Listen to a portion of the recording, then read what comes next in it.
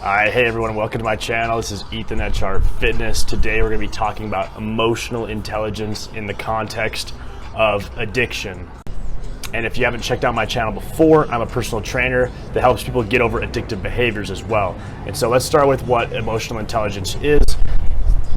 Okay, so emotional intelligence, it's the ability for an individual to be aware of, interpret, control, and express emotions, which, are basically emotions. What are they? They're basically bodily sensations that we feel, right?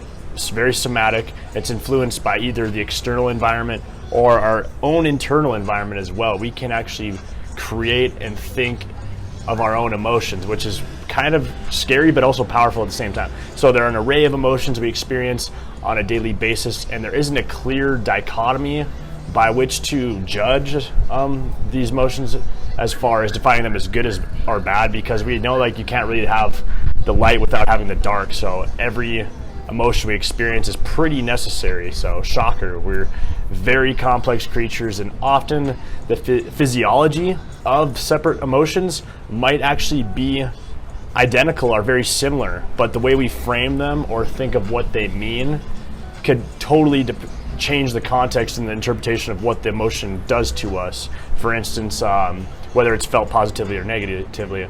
So for instance, like anxiety and excitement, those two emotions are actually very similar in the body physiologically. It's like increased heart rate, increased activation, like all those type of things. All those feelings are actually pretty similar. And so when you're doing that, when you feel those two emotions, it depends on the way you're framing them. And so emotional intelligence, it intrigues me a lot as a personal trainer, especially who helps someone that helps people coach through addictions and addictive behaviors. So I have to have a good understanding of what emotional intelligence is in myself as a trainer, for sure, and then also when trying to help people with their addictive behaviors. And so I've also recognized in my own history with addictive behaviors that once I cultivated more emotional intelligence, especially growth within that, it became a lot easier to eliminate addictive behaviors. And so to give an example of the things I've been experienced addiction with, would be nicotine, alcohol, the party scene, weed, porn, refined sugar consumption, all the things that are out there that are very awesome in the short term, but are extremely instantly gratifying, but not great for long-term success and delayed gratification. So addiction, it's a complex behavioral manifestation of a multitude of reasons. And so emotional intelligence is not the only factor influencing these addictive behaviors, but it's super crucial. It's very important.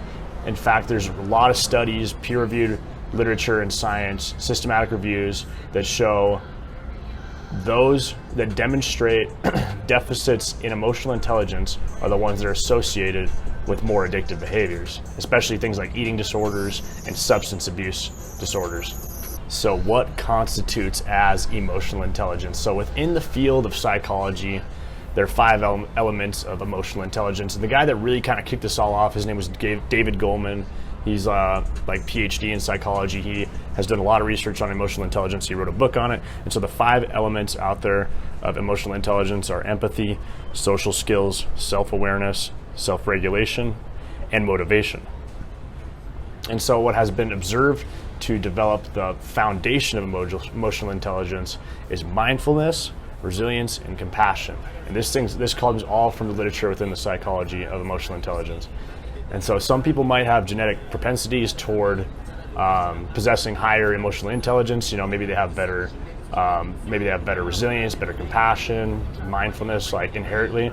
But there's also studies that show that people do have the ability to improve this skill set of emotional intelligence, which is very important, very beautiful, because a lot of times we used to think in the past that emotional intelligence or the way you handle sentiment was more inherent in the way your parents kind of raised you, but it's actually anyone can develop these traits. And so now we're going to dig into a case study of one of my clients, which is the most important part of this video. We're going to talk about what this looks like to apply these lessons and behaviors and see how it actually makes a difference in the long run by improving emotional intelligence in the context of addiction. So we'll refer to my friend as Joe. We're going to keep his name anonymous for this video. So Joe was a highly successful man in his late 20s, and he was a functioning alcoholic.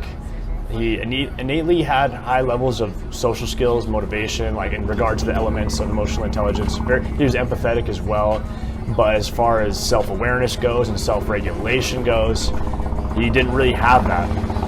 And like I said, he was like a functioning alcoholic, so he wasn't really initially aware of how destructive his behaviors were to his long-term health, and especially things like his financial goals and his mental health, because those topics, a lot of times are kind of swept under the rug. And so he didn't also possess the self-regulation necessary at the time to quit if he wanted to. So he wasn't really self-aware at the time, and he also didn't really have the self-regulation necessary to eliminate these behaviors rapidly. Okay? And so let's talk about how he developed the self-awareness now. So eventually, after so many destructive nights of partying, full of bad decisions, hangovers, and self-loathing, that type of stuff, he realized that it was certainly a problem. He had developed now self-awareness. So Joe knew that he needed to make a change because he wasn't feeling good about himself, for one. He wasn't feeling whole. He wasn't feeling free. And this is where finally his self-awareness had reached a level high enough that he knew he needed to make a change ASAP, and he was ready to start. So now that he was ready for that, he had to figure out how to stop with self-regulation, because that's a really difficult part. A lot of times people are aware, a lot of times people have the empathy, the skills, but self-regulation, just like in this situation, is usually the last thing that we got to get strong at. And this has to do with like observing, it's like a famous personality trait, right? Neuroticism. Neuroticism is when you kind of lean into bad behaviors and coping mechanisms. And so we all kind of, if we haven't learned self-regulation well, we become very neurotic. And neuroticism is not always the worst thing, actually, because a lot of times if we're too self-regulated, we might miss big opportunities, we might miss experiences that change our life. So it's important to find a balance between the two, but obviously we want to be self-regulated on behaviors that do not serve us well, right? So he knew that what was going on with Joe is that he knew he had a lot of triggers around him, and the elements of his social life that consistently fueled his addiction were not very conducive to the change that he wanted to have. So he knew that he had to get away from that. He had to find a better system that worked for him. And so what he did was actually pretty difficult. He had to distance himself from the friendships and activities that were not serving him properly. And this is kind of the reality of a lot of situations with addiction or just bad sense of life, is that you actually have to distance yourself a lot of times from the people and the activities that are supporting it. And that's hard because you might have to step away from like a friendships and stuff like that you've had a lot of value from initially, but now it's destructing your life.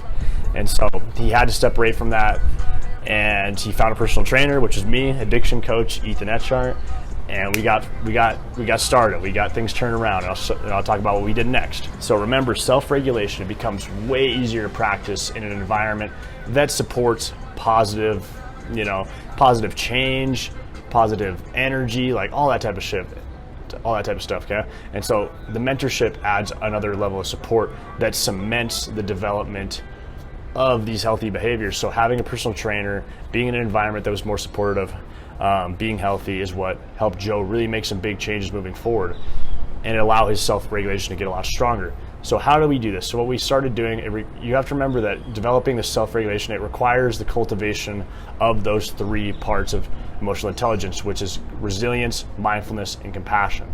Okay, so fostering compassion was super huge. So what we had to do in the process, me and Joe, was we had to worry about understanding how to be more compassionate for ourselves, because a lot of times we're conditioned in our culture to hate ourselves when we make mistakes or feel that we are incapable of change. And so compassion is super important, because guess what? You're probably going to fail.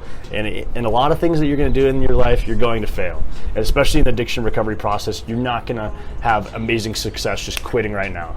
Okay, so you have to be compassionate, because if you don't have that compassion and you keep hating yourself during the process, you're going to lose a lot of momentum. And when you lose a lot of momentum in these processes, you lose hope. Plus, the compassion is important because you have to respect like the biology of your body. What happens when you have created addictive behaviors, it actually changes your brain. The like neurologically hardwiring of your brain has now established these modes of thinking and these belief systems and these ways, these patterns of thought and addictive behavior. And so then this is in the fMRIs research, all the stuff that researches the brain. You literally have changes in your brain, so it's going to take some time. You need to have compassion while you're going through that process. And that's a big thing to remember in this day and age with addiction. It's not just simply the ability to say yes or no. The way we process reward and impulses through these hardwiring becomes literally programmed into our brain. So we can't forget that it's going to be a long process. Like if you just try to quit cold turkey, it's really difficult. So we've conditioned our brain and our body to crave and act in a certain way. So it's more complicated, but at the same time, it's not as hard as you think. If you keep that compassion and you keep your momentum moving forward and you stay resilient, you're going to have big results. You're going to have the long-term results that you've been wanting anyway. And so as Joe was going through like the first month or so, it was difficult trying to get away from the party scene, and he was still going out, drinking a little bit here and there. But eventually he learned to restrain himself, and he had compassion for himself. And as he kept getting those reps in, he developed all that adversity, and now he had acquired resilience. And resilience is a huge part in this emotional intelligence process, because this is what keeps your engine running. When you're resilient, nothing will stop you, because once he had that resilience, once he had that compassion, all he had to do was just keep going. And he was going to keep unwiring the circuits in his head that he needed to unwire. And eventually he was going to be not an alcoholic anymore. So it just kept going one day after another, being resilient. And that's what kept him going. He was now unstoppable. And then what allowed this to pursue even further was mindfulness. So mindfulness is extremely important. And this is kind of the last thing I'm going to talk about in this story, but mindfulness is kind of all over this story, because we have to be mindful when we're going out with friends or when we're going out with family and there's alcohol around and we're extremely addicted. If we're trying to stop, we have to understand, just be mindful that those impulses we feel, those are just impulses. That's just your brain that's been hardwired to think a certain way. It's just telling you to do that. And so if you can just understand that that's just a thought outside of your actual conscious control, this is your subconscious working. If you can understand it's your subconscious trying to override your regular consciousness, then you just will put it on the side, you just put it in the trash, that thought, and just keep moving on upon your day. And this is why mindfulness is the linchpin in establishing the sanctity, the efficacy of every behavior that we deem worth adopting or removing too. Because even if we have a good behavior we're working on, we need to be mindful about what it means for us and how it serves us as well. So that's why it's so important. And to really touch on it even further in the context of addictive behaviors, is that mindfulness, it's going to allow you to understand how your reward systems work and learn how to restructure them, because that's all addiction is. It's just reward. You have a sensation, it's pain, it's discomfort, you're bored, it's one of those things, and you create a routine to reward yourself, like to give yourself peace, to give yourself energy or excitement or something.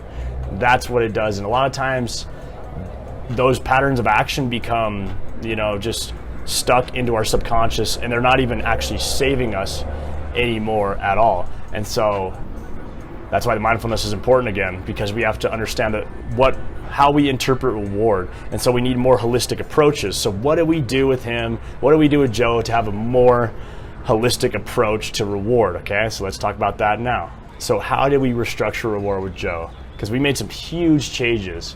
So guess what? Being that I'm a fitness coach, and being that nearly all the science out there on exercise reflects dramatic improvements in mental health and physical health, we started with fitness. So we got him exercising. We got him exercising, lifting weights 5 times a week. And that's a big change. You go from not exercising at all and drinking every day to working out 5 days a week. It's pretty insane, because now you're going from an instantly gratifying life experience of partying all the time, drinking, doing lots of drugs, whatever you might be doing, right? Addictive behaviors. And then you go to something that is a very delayed gratification process. You have to go to the gym for months, 5 days a week, and it's going to take 3-4 months before you see any really significant results in your body. You'll feel results in your mental state pretty fast, but as far as what you're looking for long term, it's going to take some time. And so what happened was exercise empowered Joe to be driven by his goals to improve in the gym, and also process reward through delayed gratification. So this is why fitness is so important, because it's an excellent framework for teaching healthy relationships with any type of reward processing and goal attainment, because it's a long process. You have to be patient, you have to become less neurotic, because the results appear in the long term. You can't just be filling the void with destructive behaviors, because you're going to ruin your process. You're going to ruin your progress. So this is why it's important, because it's so much different. Fitness is so much different than like instantaneous behavioral crutches like drugs and other addictive behaviors. So this is why fitness was what we needed for Joe to really turn his life around. And so what happened after weeks of working out 5 days a week, working on compassion, working on resilience, working on mindfulness? He lost a lot of weight. He's down a good 60 pounds, and he's only getting more muscular now. He's eliminated his addiction to alcohol. He actually hasn't even drank in 9 months now, and now things keep getting better. He's feeling more at peace mentally, like light years ahead of where he was last year. It's insane. And it's the mental health, it's the physical health, all those things. Before, when he would work on a project in his house, because he's very hands-on too.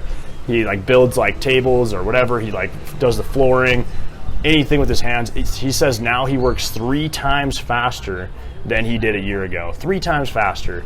Like, and his energy just sustains him throughout the day, all the time. And previously, he had actually never read a book, and now he reads 2 books at a time. So by developing this emotional intelligence through implementing it through a fitness routine that was pretty rigorous, but also very supportive, because I was there along the way as a coach, and then he had a better environment to be.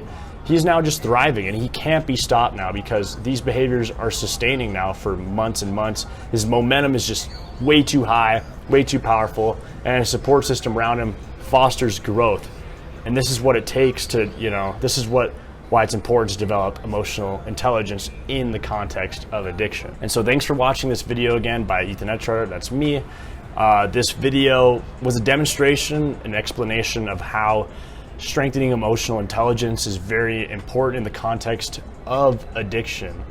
And so please like and subscribe this video. Remember, I'm a personal trainer and addiction coach. I have a website. I have links below. Please join my Facebook group if you're interested in joining a group of people that like to talk about fitness, nutrition, addiction, overall well-being. Also, please subscribe to my newsletter. All those links are in the bio of this video.